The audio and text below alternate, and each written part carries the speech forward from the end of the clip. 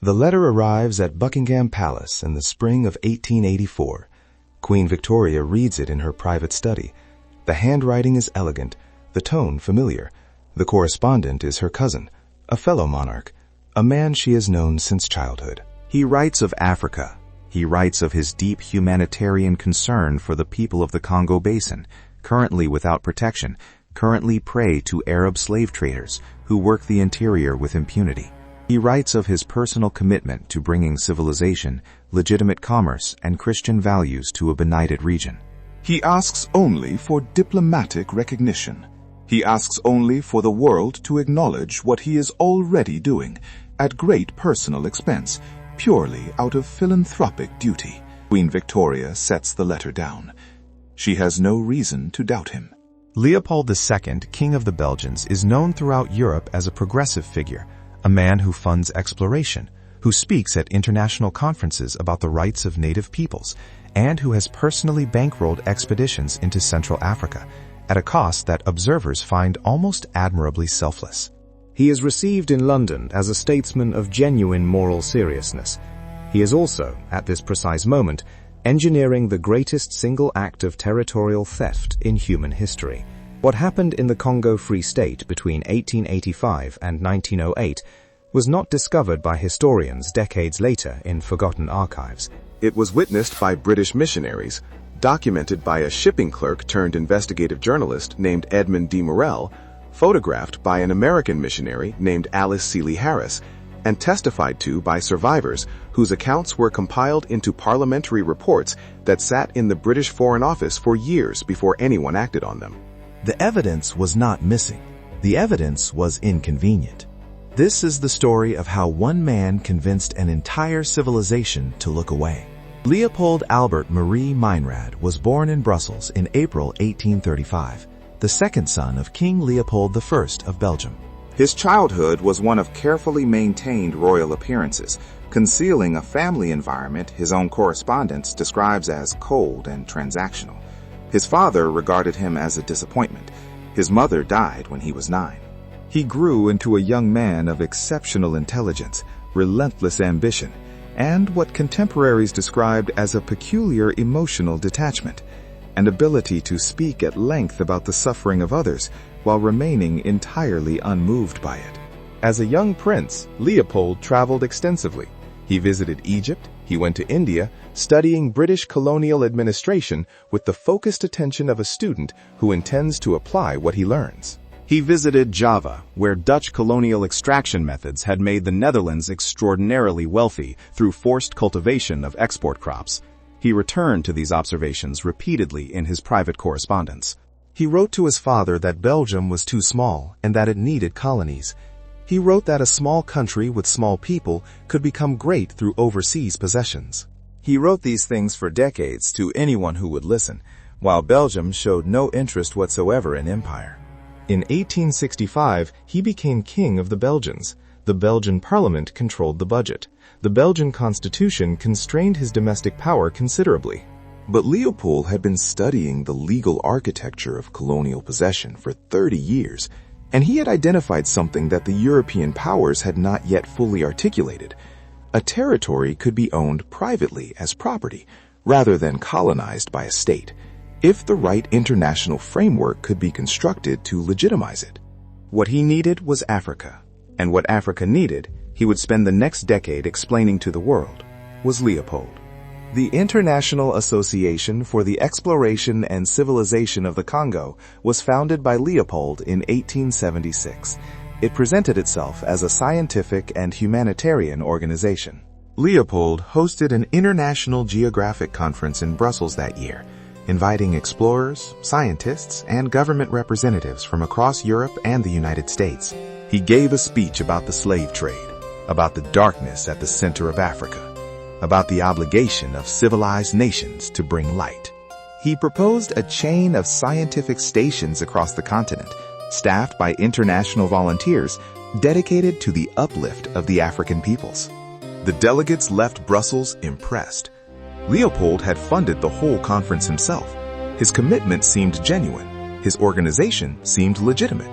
What very few of them noticed was that the organization had no international governance structure, no independent board, and no accountability mechanism of any kind.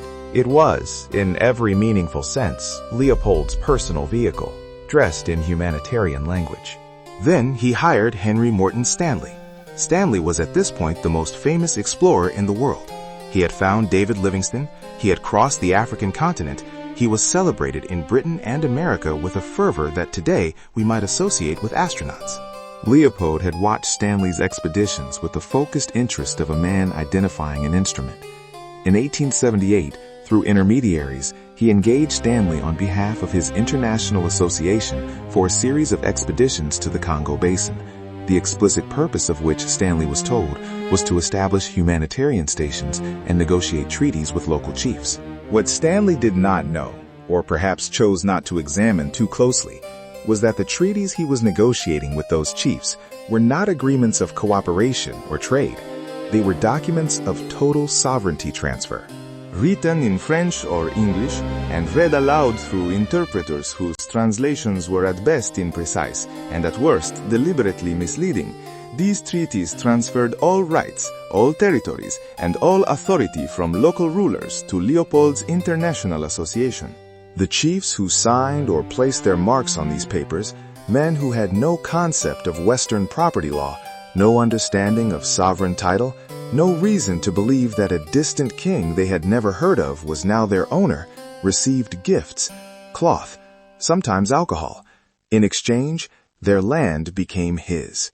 By 1882, Stanley had traveled 16,000 kilometers through the Congo Basin and secured over 450 such treaties. The territory they described was approximately 2.3 million square kilometers. For context, this is larger than Western Europe. It is 76 times the size of Belgium. One man's private correspondence was now the legal basis for one man's private ownership of a territory inhabited by, depending on which contemporary estimates you credit, between 15 and 20 million people. Leopold still needed international recognition. The Berlin Conference of 1884 to 1885 was convened by Otto von Bismarck of Germany, ostensibly to regulate European competition for African territory and prevent the scramble for the continent from escalating into a European war. 14 nations attended. Not one African representative was present at any session. The continent's peoples were divided and assigned without consultation. Leopold attended with a document and an argument. The document was his accumulated treaties. The argument was that the Congo Basin was currently being ravaged by the Arab slave trade, that it required international protection, and that his International Association, now rebranded as the International Association of the Congo, was already on the ground, already committed, already spending money on humanitarian infrastructure, already doing the work that no European government had been willing to do. He asked only for recognition of the reality he had already created. The United States recognized Leopold's claim first.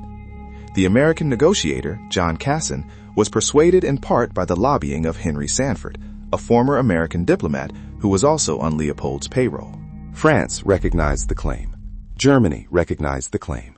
Britain, after some hesitation, recognized the claim.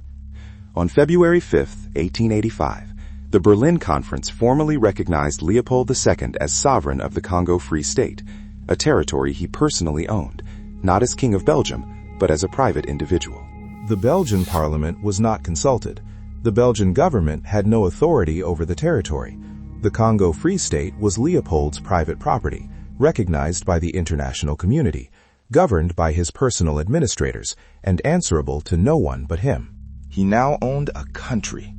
For the first several years, the Congo Free State was, by the standards of its own internal correspondence, not generating adequate revenue. Leopold had borrowed heavily to fund Stanley's expeditions and the initial administrative infrastructure. The territory was vast.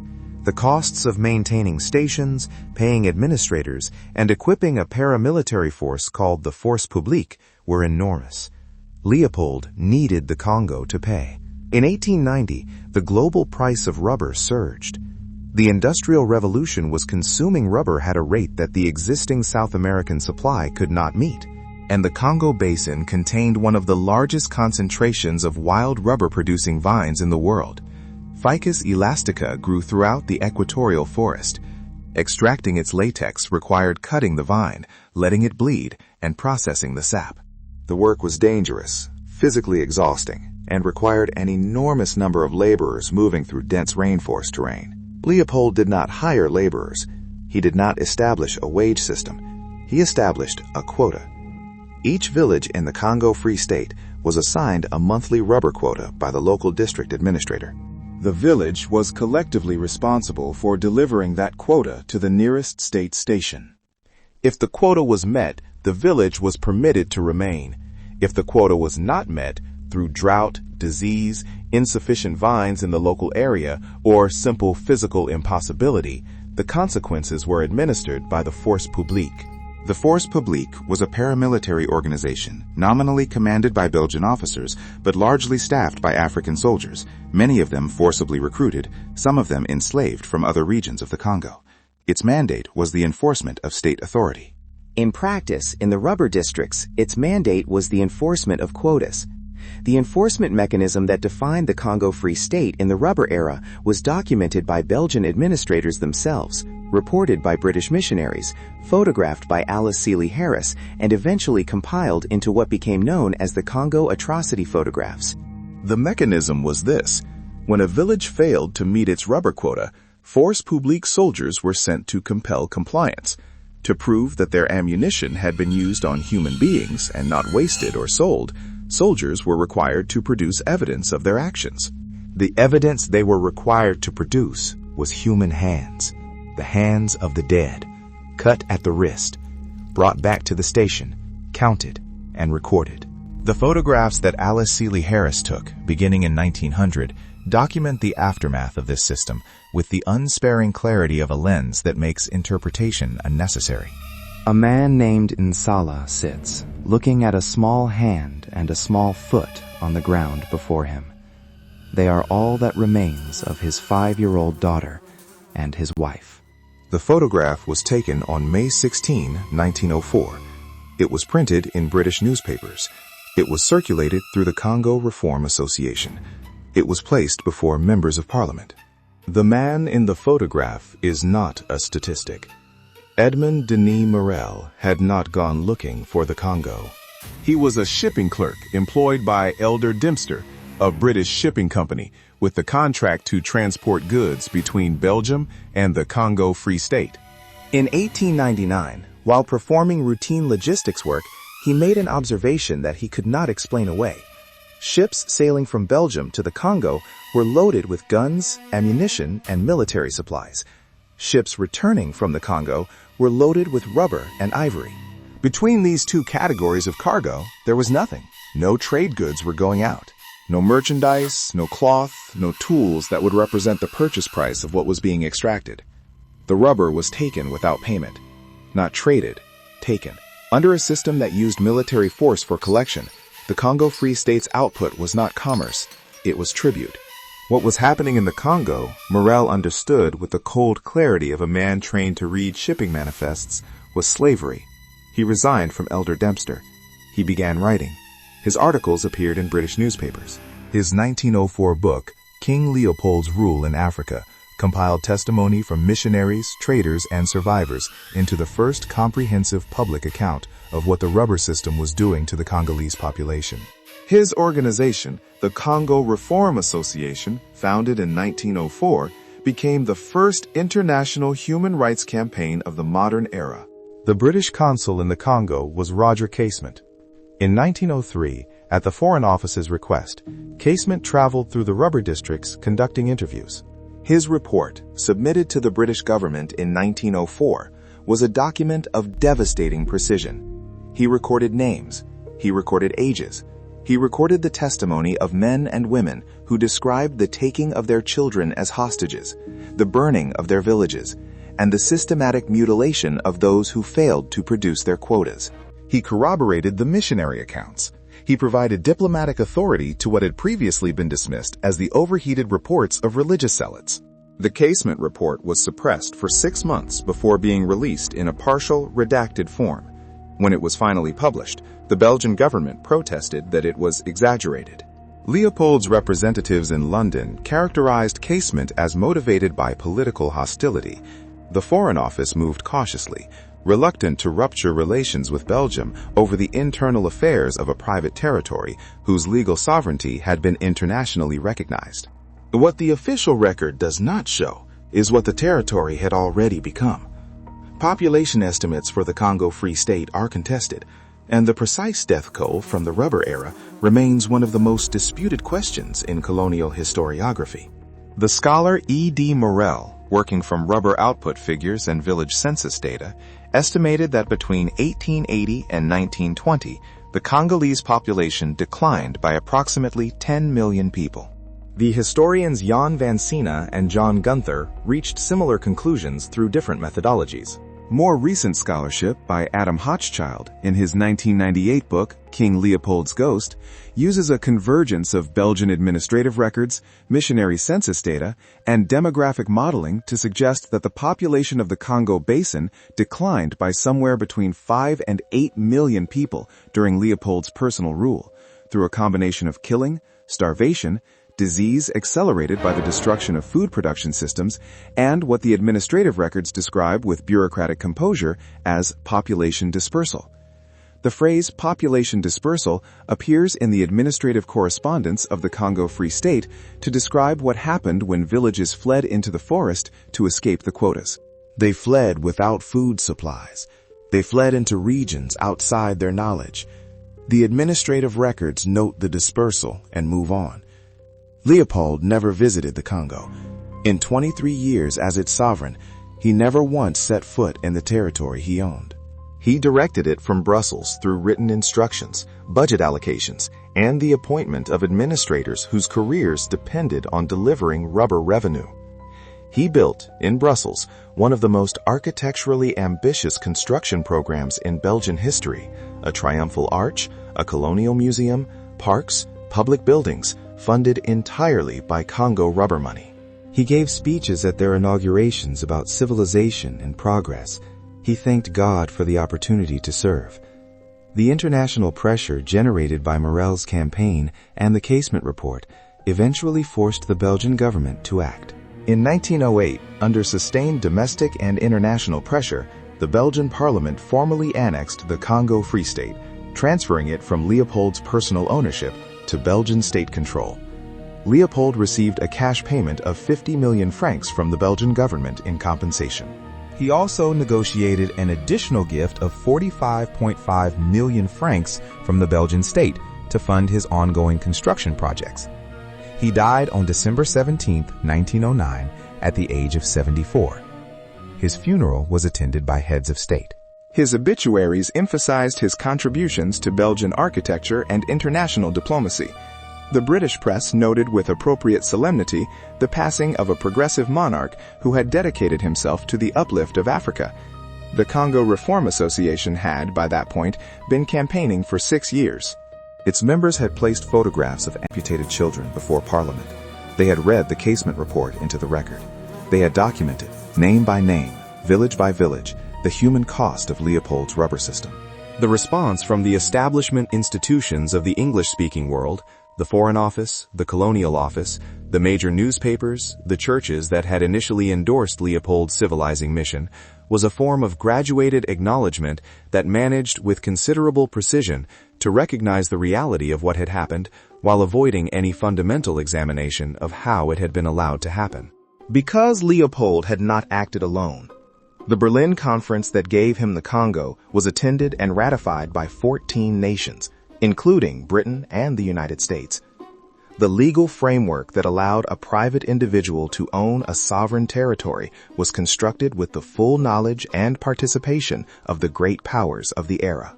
The humanitarian language that disguised his intentions was not invented by Leopold.